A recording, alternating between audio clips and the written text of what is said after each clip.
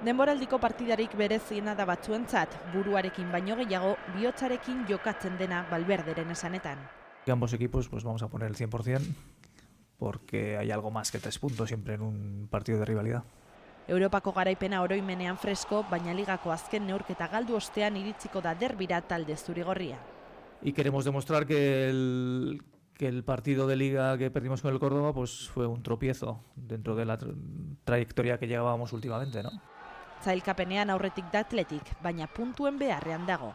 Desde luego que tenemos urgencias, no tengo ninguna duda.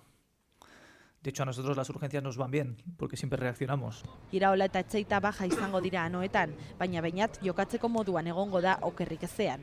Derbian, favorito zein den galdetuta, honakoa enantzun du Valverdek. No hay unas diferencias sustanciales, entonces el que juega en casa siempre tiene quizá un punto más de obligación y posiblemente pueda ser favorito, pero bueno, tampoco es significativo.